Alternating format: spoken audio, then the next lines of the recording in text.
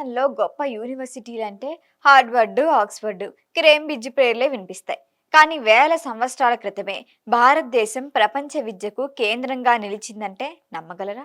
పుస్తకాలు, ప్రయోగశాలలు, గ్రంథాలయాలు మాత్రమే కాదు, ప్రపంచం నలుమూలల నుంచి విద్యార్థులను ఆకర్షించిన జ్ఞాన సామ్రాజ్యాలు మన నేలపైనే ఉండేవి. వాటిలో తక్షశిల, నలంద చరిత్రలో చెరగని ముద్ర వేశాయి. నేటి పాకిస్తాన్లోని పంజాబ్ ప్రాంతానికి సమీపంలో ఉన్న తక్షశిల ప్రాచీన భారతదేశంలోని అత్యంత ప్రముఖ విద్యా కేంద్రాల్లో ఒకటి.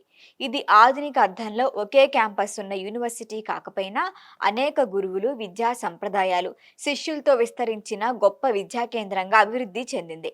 ఇక్కడ వేదాలు, వ్యాకరణం, తత్వశాస్త్రం, వైద్యం, రాజనీతి, సైనిక విద్య, ధనుర్విద్య వంటి అనేక విభాగాల్లో విద్య అందిస్తున్నట్లు చారిత్రక ఆధారాలు చెప్పాయి.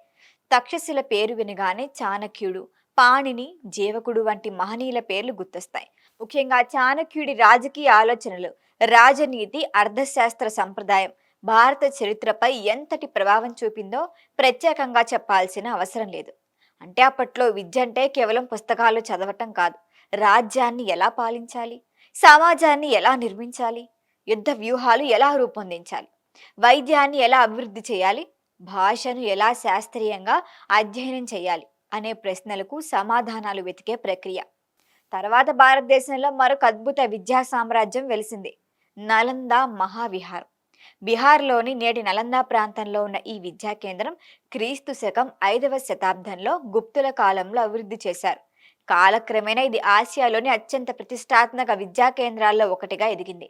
చైనా, కొరియా, టిబెట్, మధ్యాసియా వంటి ప్రాంతాల నుంచి విద్యార్థులు, పండితులు నలందాకు చేరుకున్నారని చారిత్రక ఆధారాలు సూచిస్తున్నాయి.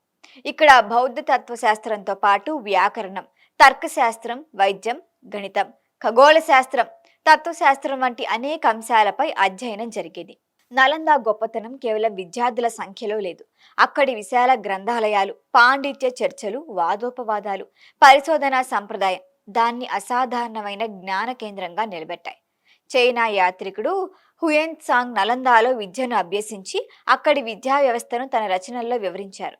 ఆయన వర్ణనలు నలంద వైభవాన్ని ప్రపంచానికే పరిచయం చేశాయి.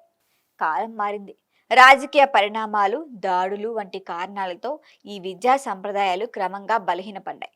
నలందాపై జరిగిన దాడులు దాని చరిత్రలో అత్యంత విషాదకరమైన అధ్యాయంగా మిగిలాయి. అయితే భవనాలు కూలిపోయినా జ్ఞానం చనిపోలేదు. తక్షశిల, నలంద మనకు ఒక విషయాన్ని గుర్తు చేస్తున్నాయి.